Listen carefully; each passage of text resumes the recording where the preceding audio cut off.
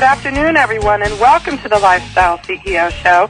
That's right, you're at the right place. This is Donna Maria, the original Lifestyle CEO, and I have some kind of frog in my throat. So don't turn the dial or move your mouse. You're at the right place, where we empower you to break all the rules, build your own corporate ladder, and create the life you love.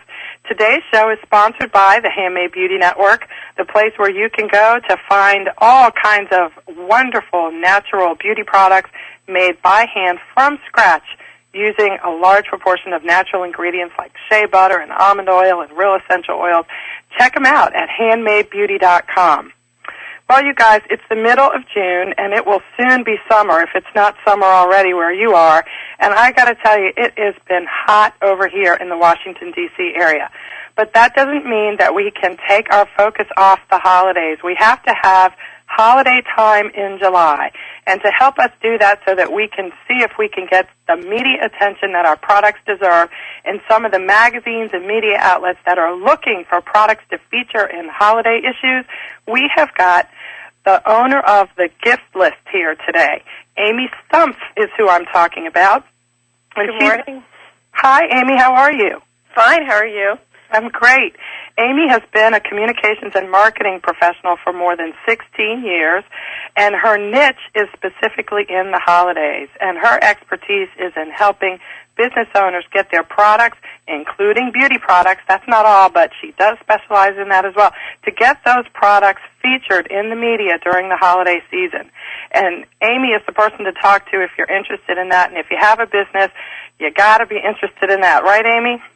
Absolutely. I think that magazines, newspapers, wire services are all very interested in small businesses because everyone's looking to scoop the one unique item that no one else finds. So definitely do not think that you can't play with the big guys in this arena.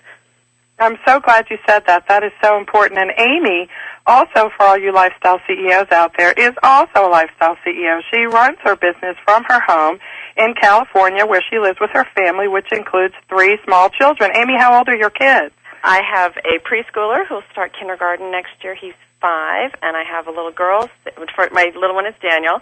My middle is Sarah, and she's just finishing up 2nd grade, and my oldest Benjamin is finishing up 4th grade. Oh, great. So we've definitely got all the makings here for some great conversation. I have small kids, and many of the listeners to the show also have small children. And one of the questions, just in general, that every parent has when they have kids and they're also running a business is, do you have any tips for balancing it all? And you've got 3 young children, and a successful business. What are just a few of the things that you do, Amy, on a daily basis to kind of keep it all working together? I wish I had a very concise answer for that, but I think a lot of it is planning, preparation, knowing what you're going to do the next day, keeping a very tight control over your calendar. I think it's very disappointing when you miss those important milestones in your kids' lives. You want to make sure that if there's a school play or any kind of performance, that it's on your business calendar as well as your family calendar, because it just makes it so much harder when you have to cancel on one or the other. You want to make sure that as you plan and look at each month far in advance, you have everything down so that you can be at all the places that you need to be, because one isn't more important than the other. It's just that you want to be involved actively in your business and in control of your business, but you don't want your family to suffer for that as well. I mean, it just depends on how you prioritize it, but I think for me that is absolutely key, because I would start to feel neglectful of my business or my children if I didn't have full control of every appointment and on top of it on a daily basis. That's something that you said that. Now, you mentioned that you have a business calendar and a family calendar. You keep them separate? I'm asking because I keep mine in one place. Do you use 2? I use a multitude of calendar things. In the kitchen, we have a giant calendar that has every event that we need to communicate to our whole family, from soccer games to, mom and dad have something going on. And then I use, on my computer, a calendar that has all of that information, plus everything that I need to know for my business, all my business deadlines, my business schedule, even even on there on a weekly basis, I know on Thursdays I do payroll, and that's on my calendar. So I need to make sure I don't overbook myself, because then I will be in just a very stressful place. So if I know that certain days I have my accountant coming in and we need to sit down, I allocate that and I keep that all on that calendar, as well as when I have any kind of special event for business such as this, or if someone calls and they want one-on-one training, and I put that in the calendar as well. I do not rely on keeping any of that in my head. Yeah, that's a big mistake. And then that gets synced with my trio, which I carry with me all the time. Okay. So I can always check back, and I don't end up double booking, because I think that working moms, the double booking becomes a big source of stress. Yeah, because there's so many things to do. I love the calendar tip. We have one, too, and anybody who doesn't have one, it's one of the best things that's made everybody's lives a little bit easier. Thank you for sharing that, Amy. In your bio, I read that you started the Gift List Media website by sort of taking advantage of a mantra, that is, the early bird gets the worm. Tell us a little bit about how you started your business and how that slogan sort of fits in there.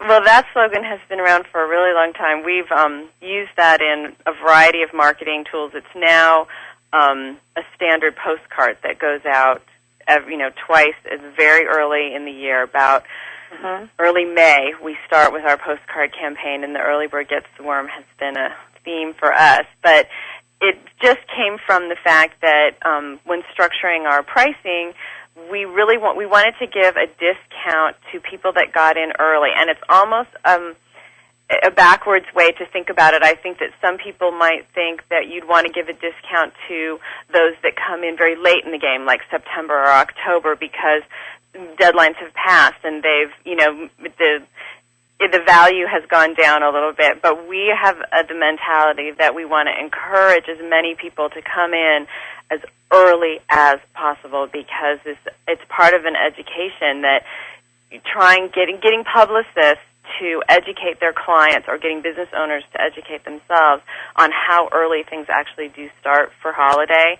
And so the early theme is we offer the early bird discount, and we try to advertise the early concept all the time throughout all of our media. Press releases contain it, our postcard contains it, our website contains it, because people are very disappointed when we get a call in, October, thinking, all right, December's around the corner, we need to get in gear, and you're saying, well, October, you've missed almost every magazine, and you've missed a big bulk of the news wires and the syndicates, and a lot of the freelance columnists have already turned in their materials over to the staff editors, and you're looking at just dealing now with the newspapers and broadcasts, and you've cut out almost all of your print other than the local dailies. So we want to make sure that we get that message out, that if you're ready with your press release in May, you can exploit every single avenue of holiday media.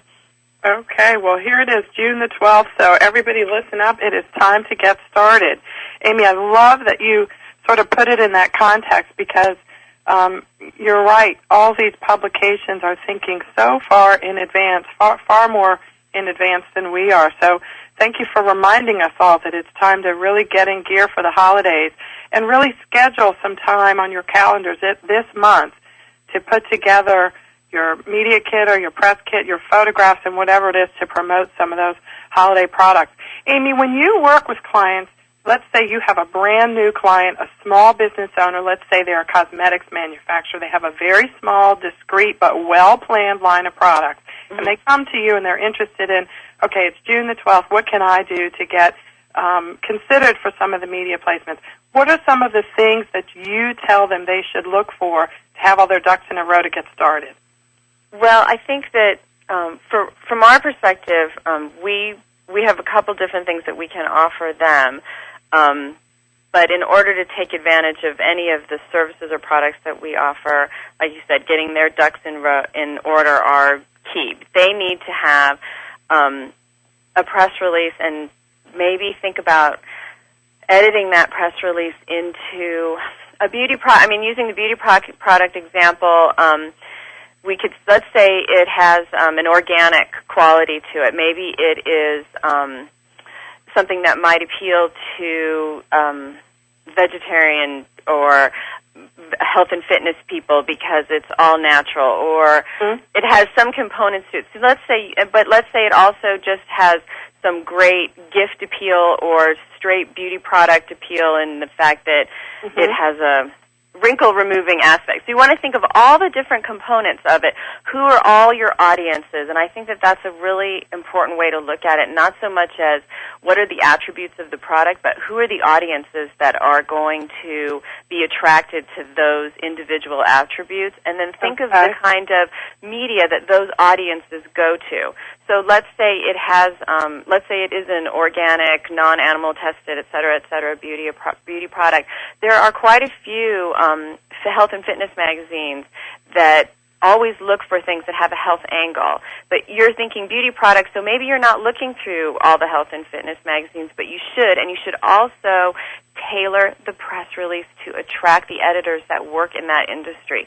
And that doesn't mean that you have to rewrite it all from scratch, but it does mean that you need to step into the shoes of someone who writes for an audience that's looking for health and fitness. Or, on the other hand, you think, and that's just one example of how you want to think outside the box. You're not just looking for a list of beat editors that cover beauty, because you're going to cut out a big segment of people that might run your product in conjunction with a larger issue. So if we take a look at what you're saying, the very first thing to do is to identify and focus in on the niche that you're filling. Is it, who is your audience? Who is going to buy this product? Absolutely. Who are your customers? Where do they come? Right. Where can they potentially come from? Not necessarily where they are right now, but looking a little bit out there into where would you like to access them, and tailor the press release that way. Or another alternative is to have a standard press release that has all your basic information. Try definitely to not make that press release sound like an ad, but more like a news story. You want to focus on what is new about it or newsworthy about it. And product news is not hard news, but you definitely want to make sure that it has that, not as a commercial sounding piece, but more of a newsy piece. And then you can write customized pitch letters to accompany them that really identify each outlet individually. Why do I feel that my product would be a good fit for your outlet or the types of stories that you personally cover, and really make it personal? I think that the advent of email has been a great blessing, but it has also jaded editors to mass distribution of information, and they crave individual attention. So there's a whole lot to think about, but the first thing is to get your niche together and nail that down, and then think about press releases or pitch letters. We're going to take our first break and come back and talk about that in more detail, Amy. For those of you listening who have questions, you can call your question or comment in directly to Amy live using our toll-free number, 800-773-0355. This is the Lifestyle CEO Show. We'll be right back.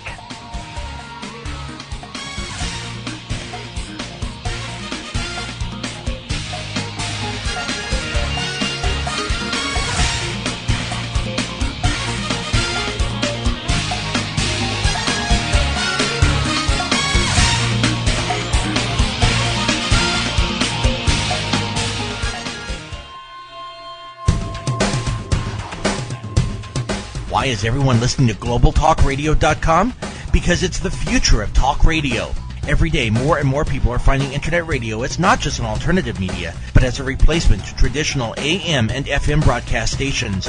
Internet radio offers a wider variety of programs, convenient on-demand listening that meets your schedule, and fewer commercial interruptions. And GlobalTalkRadio.com is already leading the way by matching this content with a highly targeted Internet audience. GlobalTalkRadio.com offers its listeners one of the widest programming varieties on the Internet, from business and finance to self-improvement, paranormal, health, literature, romance, politics, and more. There are also opportunities for prospective hosts who would like to host their own weekly or one-time talk shows. Want to learn more? Check us out at www.globaltalkradio.com and see the future of talk radio today.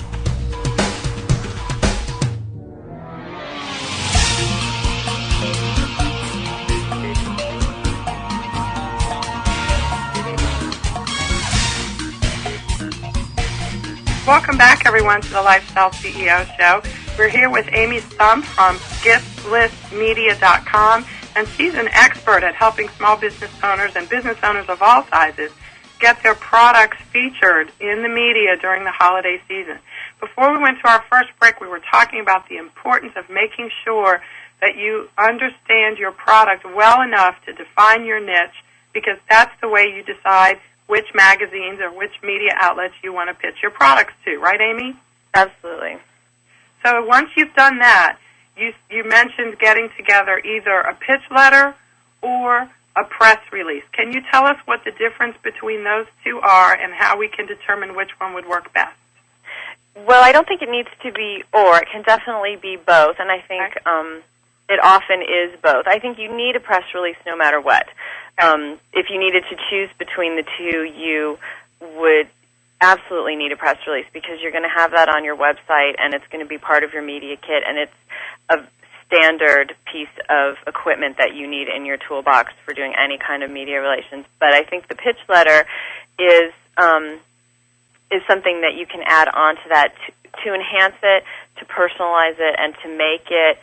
The press release talks about you, but the pitch letter addresses who the press release is being sent to and why the information in the press release is important to them, and that it makes the whole thing seem less generic, less mass distributed. I mean, they understand that you're not just sending one press release out, because why would you do that? But they want to feel that you've done your homework, you understand their outlet, you understand what they cover, and that you understand why the product, the information that you're providing to them is going to be a good fit. And the more you do that, the less work they have to do on their end, the more appealing using your information is to them, because it's already prepared. It's ready to go, and they can take that information, cut and paste, and sometimes if you really put together a nice package, you'll find that they may copy large portions of your press release word for word right into what they're working on. And that obviously depends on the outlet, the types of products they cover, what their uses are. But the more you present that relationship of why they want to use your information, the more likely you are to get more information in there, as opposed to maybe just a small mention. It's just getting that connection going. And I really love that personalized attention that they get. And would you say it's fair to say, too, that, magazines, let's just say magazines, I know that's not, there's newspapers and everything, but let's take magazines, for example. They exist to enhance people's lives. So is a good way to look at it, how does your product enhance people's lives? And if your product will enhance their readers' lives, and it's well presented, then you have a decent chance of being included. Yeah, I guess the enhancing their lives is really, I think they're probably, the editors might be thinking that way. The senior editors or the people at the next level are geared to thinking, is this what our readers want? Because if our readers are not finding what they want, they're going to buy a different magazine. Right. So it's figuring out what the readers are looking for, making sure that what they're seeing in their magazine isn't what they're seeing in every other magazine on the stands. They need to stay fresh. They need to stay unique. They need to stay up on the absolute latest and greatest, best and newest, and that's what keeps subscribers coming back.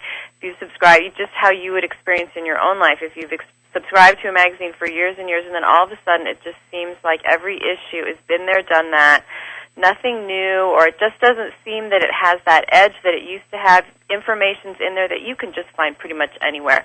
The chances are when that mailer comes to subscribe to that outlet again, you are less likely to do it. You just don't feel the need to tune back into that outlet. So that's really what they're after, is they want to keep their readership coming back, and the way they do that is keeping them informed with information that they, maybe not necessarily that they can't get anywhere else, but it's information that they want at the time they want it that isn't necessarily that easy to get anyplace else. So that's really what you want to think of, and that's why it's called news, because it isn't what we already know about from last year. It's what is current, and tying any product into a trend is going to increase your chances of getting coverage tenfold.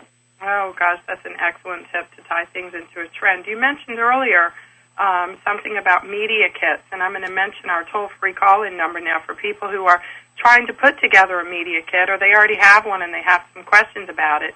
You can call your question or comment in at 800-773-0355. Amy, what is a media kit, and what is the minimum items that it should contain? I'd say the first piece in your media kit is going to be a business company overview. It just puts out, you can have your mission statement in there if you like. If you don't have a mission statement, you don't need to create one for your media kit. But you want to talk about what your company does, why they do it, and basically how it started and what it's doing currently. And if you are inclined, you can put in projections for where you want to go in the future. You don't need financial information in there. You may get asked that on occasion. Sometimes people want to know what your gross revenue is, but you are in no way obligated to advertise that information in the media kit, because the media kit is the handshake. It's the absolute first thing that someone sees. You don't need to expose your entire detail of your whole company in that one piece. So you want to think of it as an introduction. You don't want to overwhelm the person with information, but you don't want them frustrated that there's pieces that they need that now they have to call you. So you want to have the basics in there. So you've got your overview of your company, and then it's nice to have an overview of the founder or the owner or the president or the CEO in the form of a bio, not necessarily in the form of a resume, but in their story and why they ended up where they are. What caused them to think that this was a great idea? What was the aha moment that said, you know what, we need a product that does this, and how they came to do that, what their basic professional experience is.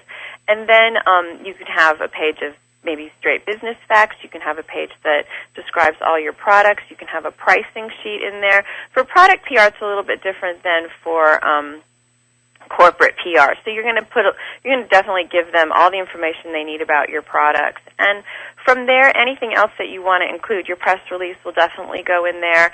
If you want to include clips from prior press coverage that you've gotten, you can also include that, and you can do this for links online, or if it's a hard copy, you can just include photocopies of those clips as well. And that would be a great starter. You put it in a nice folder, you have a cover letter, and you can ship those out as hard copies, or you can convert it all to a PDF and attach it to an email. It's okay. And so, about it. What if you have products? Do you recommend putting in a sample or anything like that? You know, it depends on how broad your campaign is. If you start out your campaign saying, you know, I'm short on staff, it's just me, I don't have the budget to hire anyone, I'm going to try this the first year and I'm just going to do it on my own, I would not recommend sending out 1,000 press releases, because basically you have wasted your time with, 900 of those, because the key to actually getting placement is in the follow-up. Anyone can send out a press release, and everyone is sending out press releases. So just to do that will never get you, the chances of getting ink from that are very slim. So you want to, if you're on your own and you have a short on budget, short on time, I would go through and pick out the top 50 outlets that you think, not necessarily your dream list, but your reality list. Who is most likely to cover you? Everyone would say, I'd love to be on Oprah's 10 favorite things at Christmas time, but are you going to put all your eggs in that basket? No, because only 10 companies are going to make it out of the hundreds of thousands of submissions that they get. Realistically, if you have a toy product, look at the local parenting magazines. Those are the ones that are most likely going to cover you. Send them out an email, follow up with a hard copy, especially if they've inquired, and then follow up by phone, and on the phone offer to send a sample. And I would say for a small campaign, that would be a totally appropriate way to go about it. Huge companies send out samples with every press release because they have unlimited funds. I don't think that we're necessarily in that boat. If it is an inexpensive product, maybe you want to pick your top 20 and send a hard copy press kit with a sample. That would be a great way to get their attention. Make sure that it is packaged beautifully. Do not throw it in a manila envelope and ship it out. If you're going to take the time and energy and the expense of sending out a sample, create a presentation, and it's worth finding a graphic artist to help you, even if it's just a couple hours of consult to brainstorm some ideas. It's important that it looks nice. And beautiful JPEG images for email are absolutely necessary. 8x10 glossies, a must in a hard copy. You definitely would want to send those. And I would also consider investing in seamless white background, product shots only, no models, and no gingerbread. Really? Products on white background. You mean no props? It depends on the product, but I think that if you have shots like that, they're fine, but you also want to have the white background. Okay, so that they can basically take it and use it. Yes, you want to have it available. Anywhere on any page in their magazine. They don't have to crop out the gingerbread or whatever. Exactly. Okay. And if they call you and they need it in a week and you don't have it available, that could make or break your ability to make their press deadline. Right. They usually need it less time than that, too, don't they? They absolutely could. You just don't know if you could hire a photographer and get exactly what you want in that amount of time, and you don't want to put yourself in that pressure. Mm-hmm. It isn't. You can get a really good quality seamless white background JPEG for a couple $100. So it's definitely something, like I said, added to that toolkit. All right, Amy, those were great points for everyone to remember, especially the photography point, because we're sometimes so desirous of getting in like props and everything to make our product look good. It's really nice to know that the editors sometimes just want to see the product and they can use that photograph in their website without having to crop out props and things that you might have included in your picture. That's great information. We're going to take a break, and we're going to come back and talk more with Amy Stumpf from Gift List Media. This is the Lifestyle CEO Show. Donna Maria, we'll be right back.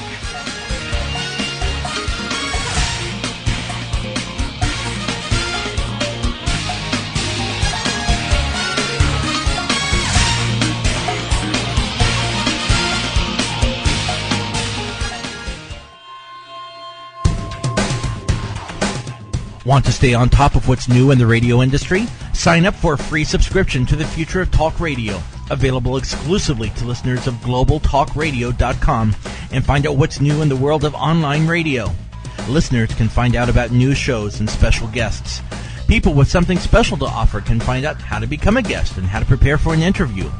And prospective hosts will find a valuable resource for everything from planning their new program to selecting topics and guests, recouping expenses by selling advertising, and more. Sign up today for your free subscription to the Future of Talk Radio by visiting www.globaltalkradio.com and learn about the future of talk radio today.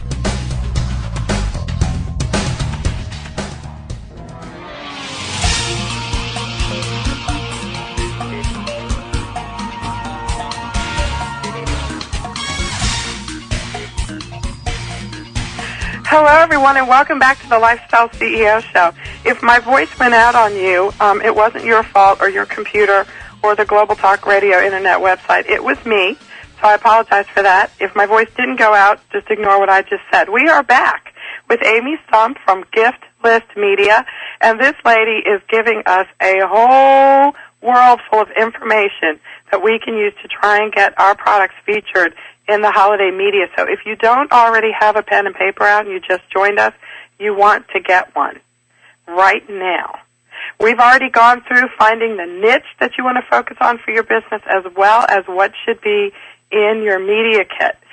So Amy, okay, I've sent out my media kits and I have focused on, in addition to magazines, I have decided to focus in my own backyard to a couple of local radio stations and TV stations in my area, and lo and behold, a producer from the local television station is interested in, let's say I'm a soap maker and she wants to learn a little bit about how I make my soap, and they want to have me on TV in 2 days for a 2.5-minute segment.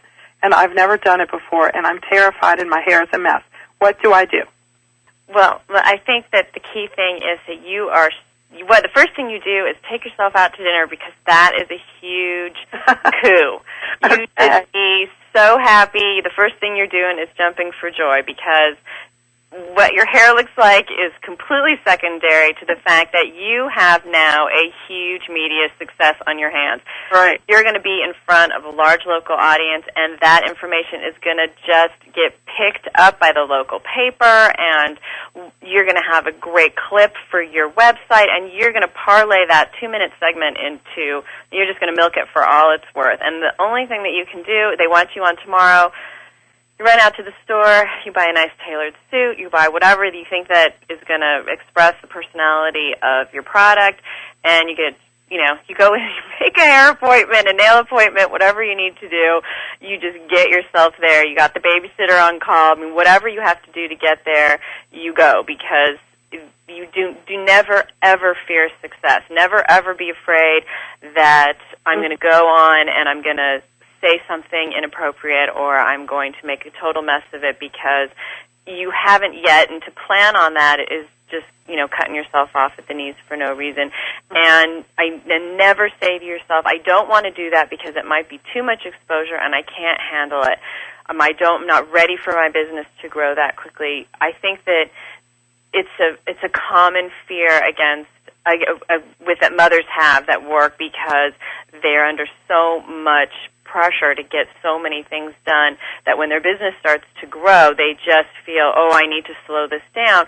But the fact of the matter is, there's nothing wrong with your business growing. That's why you are in this business, is that you want it to grow. And the good news about business growing is that you can afford help at your office, more at your house, or wherever you need help. And any amount of business growth just means another, intern or office staff coming in to help lighten your load, and it's just nothing that you want to fear. You accept every media opportunity unless you feel the outlet or the host or that you think in some way might be antagonistic towards your product. I mean, that would be the only thing that you're interested in avoiding. Okay, so let's say that's probably not going to be an issue, and then is there a way to, ask the producer, okay, excellent, let's schedule a date, you can come out. Can you say, without sound, you don't want to sound like you're totally, without any kind of concept of what's involved, because then they might get a little bit nervous. But let's just say can you ask them something like, okay, I'd be happy to be on your show. Can you tell me exactly what I would need to get ready for this? What would you like for me to do to be as best prepared as I can? And then that way let them tell you exactly what they're looking for?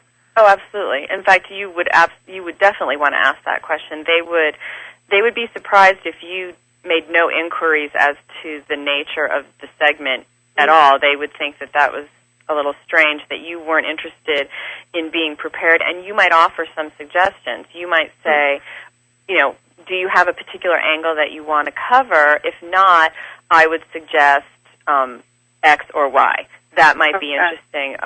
Does that sound good to you? They might respond, and then you definitely would work out, because they know and you know that you're not going to cover everything about what you have to offer in a 2-minute segment. I mean, hopefully maybe you might get a little bit longer, but you want to ask them, are you interested more in me as a small business owner or as a local business, or are you interested more in my product? I mean, what do you want me to focus on? And they want you to ask that. They want to start thinking about those things, and you can say, I think a really interesting thing to discuss would be whatever it is, and then you can put that forward. That does not necessarily advertise green to them. Okay, love that you said that, because watching television and reading magazines and newspapers today as much as I do, it's obvious that not only is the story the product that you have for sale, but it's also you and how you started it.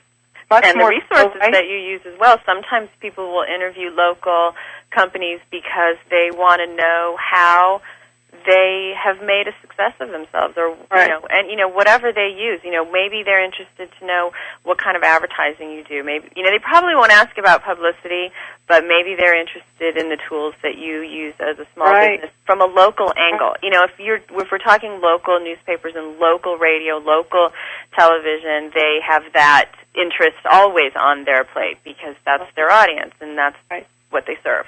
Right, and they may want to actually come into your workspace, which in many lifestyle CEO instances is in their home. So that may be an issue, too, of, tidying up whatever the workspace is so that, a camera crew can come in. And Amy, if you're really a little bit nervous about having people come to your home with all the wires and stuff, can you ask them if they have a studio kitchen and if maybe they can do the segment there? Is that sort of out of line? I was going to say, if you worked at home, I would try to discourage them from, unless you had a very professional-looking workspace, maybe you have a guest house that you've converted and it has a very office feel. I think most homes are not set up to be lit properly. They don't have big enough depth to get cameras far enough away in order to capture what they need. It's not an easy thing to shoot at home. It's not something that you would necessarily want. And for a short segment, like you said, if they have a test kitchen, or you can maybe, if it's definitely a kitchen thing, if they don't have one, I'm sure there's a local catering company that has a professional kitchen that you could utilize after hours for a fee.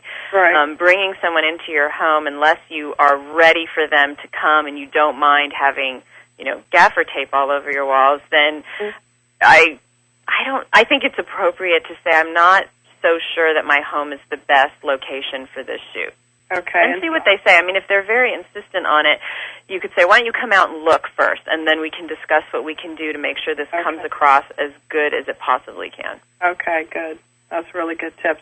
Now, what if, so the radio station calls, or actually let's stay on the television for a while too.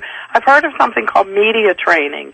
What sorts of things can a person do in 48 hours to sort of self-train themselves? I know it's, you can't hire somebody or even read much of a book on it during that time frame, but do you have some tips on, some small things that a newcomer can do to make the best presentation on television?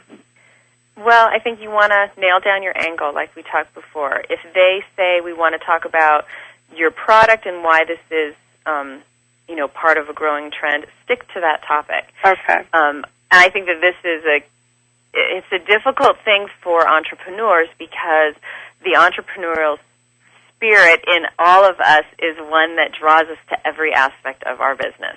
Mm-hmm. We have a hard time turning over certain aspects of our business, so we understand all aspects of our business, and therefore feel that we don't want to leave anything out, and we end up sounding a little ADD, so that we're talking about all the different things that we do, and they're not focused. And I think that if you feel that you could fall into that category, you should sit down and say, this is the angle that they want to cover.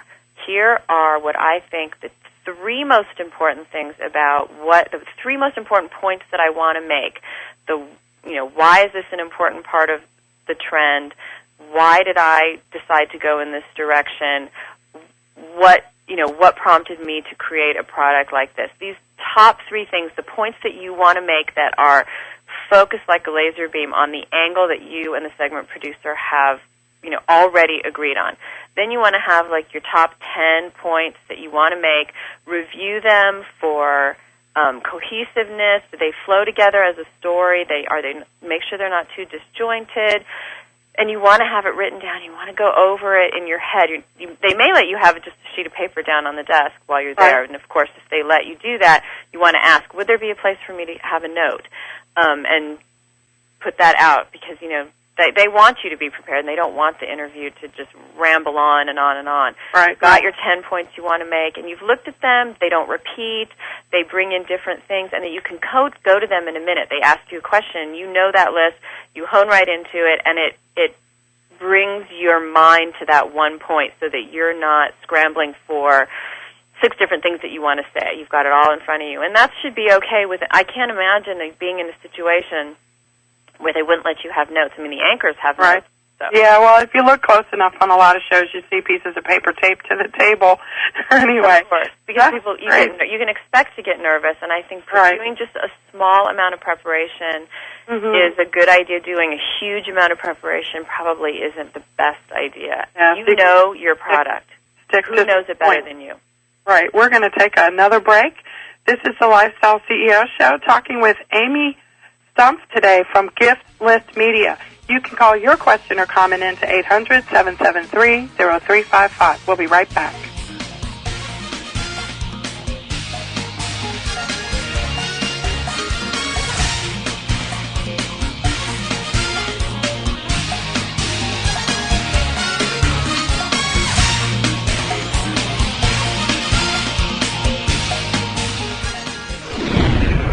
You're listening to GlobalTalkRadio.com.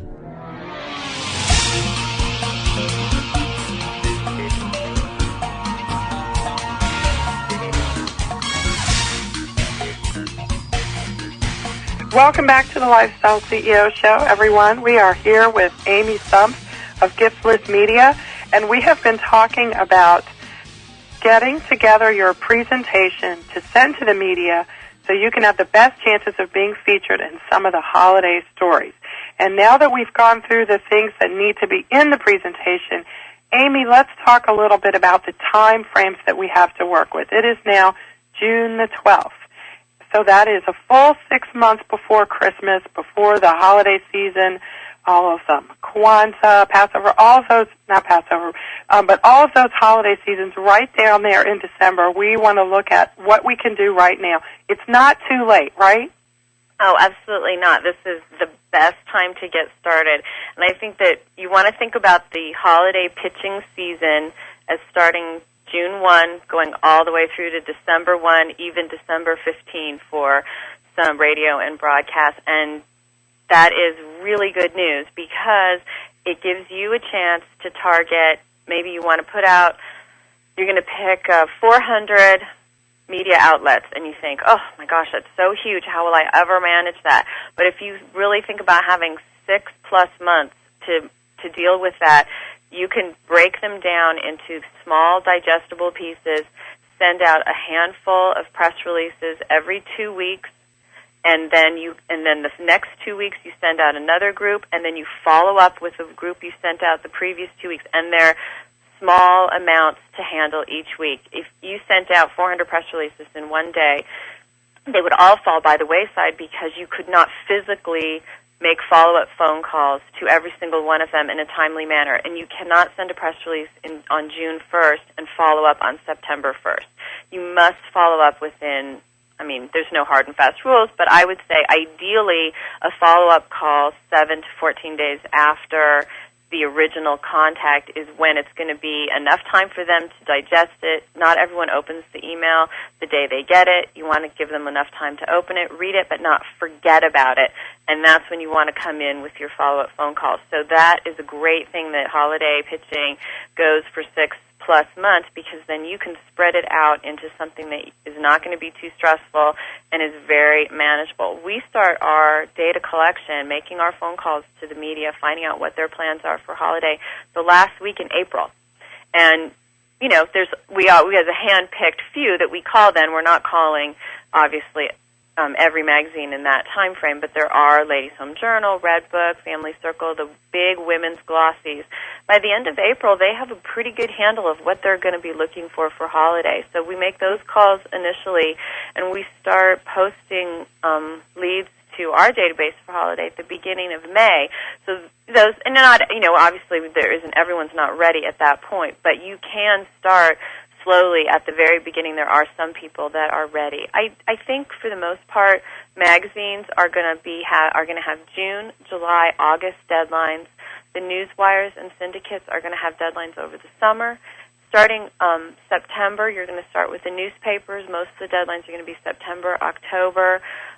Some columnists will have deadlines that run into November, and the TV, national TV and radio, their deadlines are going to be more October, November, and into December. So you have a way to break up all the different outlets into, seasonally throughout the year and pace yourself, and that kind of planning is key to success because, like I said, if you don't time your follow-up in a way that you can stay on it, they'll just fall through the cracks. So it's a good thing that it lasts all year.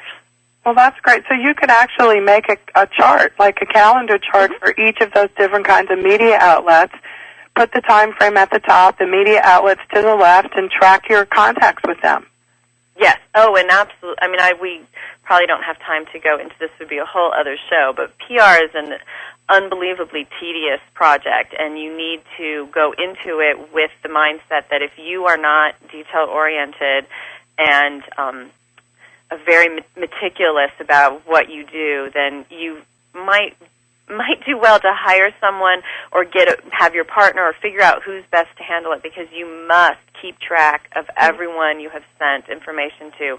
Right. The date you sent it, what you sent to them, and the date you followed up, what you discussed in that conversation, because if you go back to them, they expect that you remember what you've talked about. They don't care that you've spoken to 50 other people in the past week. That is of no concern to them. Right. You must keep very detailed notes and also follow up with actually runs media on you, because if you approach them the next year, you can't approach them as a fresh person. You approach them as an insider. Right, so you have to maybe kind of have something new then. When you talk about following up, Amy, what is involved in that? What if you follow up and get voicemail? What if you follow up and she answers the phone and says, this is really not a good time, or who are you again? I mean... Right. Well, you're going to get that. I mean, I think that ideally you want to call everyone between 9:30 and 11:30 their time. Keep a world clock. You can get one on the internet. You just, plunk it onto your toolbar so you know where. Basically, you want to know where New York is all the time. Most, a lot of media is in New York, but you want to know. You want to keep track so that you're not calling them at lunch, and you are not calling them on deadline, and you never want to call a newspaper reporter after lunch, because they will be very unreceptive. Right. Chances are they won't remember who you are, so that you need to design, write, edit, and print out a 30-second concise rap that you can say to them on the phone that doesn't sound too canned, but that has everything that they need to know to trigger their memory from the press release. Maybe they didn't open the press release, so you need to know exactly how to get what you want out, and I would say you can get 30 seconds before they're going to respond, and that you should be prepared then to know what you're going to offer them. You could say, well, why don't I send you a hard copy press kit with a sample? And then if they say, it really isn't a good fit, then you just thank them and move, cross them off your list.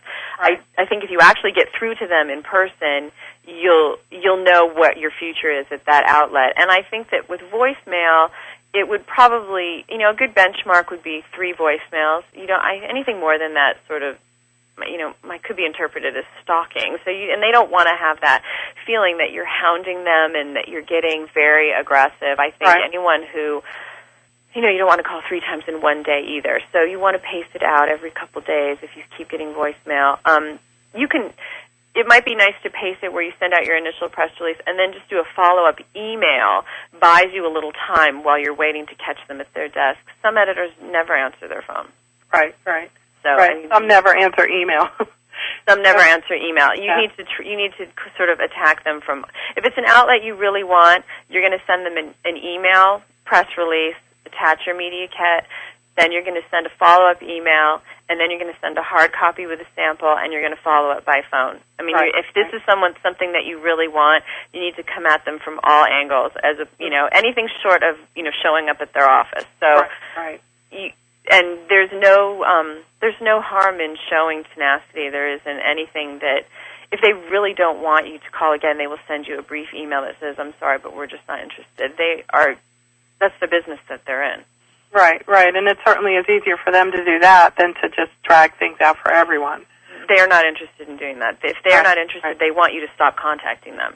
Wow. Well, Amy, this has been such great information. Now, I know that your website, giftlistmedia.com, has some information about your services, and I want to direct my listeners there so they can take a look around and see what services you offer, since we are right at the time frame to get things together for the holidays.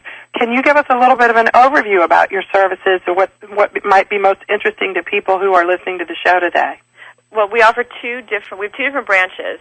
We have the database products, which is our research that we conduct. We have 10 staffers that have worked in the media. They're media professionals. They work for me making one person to person. We develop our list from scratch, bottom up, every year, the old-fashioned way, on the phone with that editor, and we interview them about what their specific plans are for holiday and what they cover in terms of consumer products year-round. Our niche is only consumer products and only consumer media.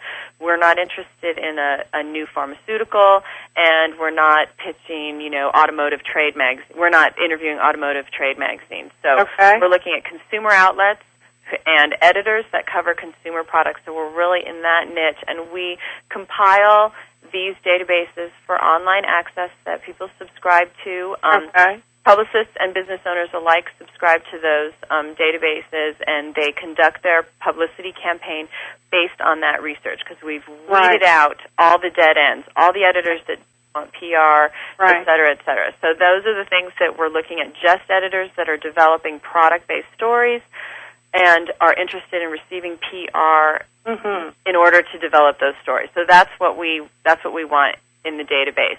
Right. And then we also offer a distribution service for those who just are not up for the actual getting going. I mean, I think that starting the campaign is very difficult. What we can do is get your press release written and distribute it to our list. And we just send you an Excel spreadsheet, basically, of the contacts that we've distributed your press release to, and then you can concentrate solely on follow-up, because it is time-consuming. So those are the two different branches. Really, really great. And I see that you also do product photography, and you do press release writing services and distribution. Right. That's all getting ready to distribute. We'll get you ready to go. We'll get that the press release out, and then get over to giftlistmedia.com and check it out, everyone. You've got to see. It's a great service, and it's very well-rounded, and it's priced to help anybody, big budget or small budget. Amy, thank you so much for being on the show today. I really appreciate all the great information you provided. I want to let you guys know that, again, giftlistmedia.com is the place to go to get information about getting your products in the holiday media. This is the Lifestyle CEO Show. Donna Maria here, signing off until next week. In the meantime, break all the rules, build your own corporate ladder, and create the life you love. And check out my new book, the Lifestyle CEO book, at my website, lifestyleceo.com. Have a great week, guys.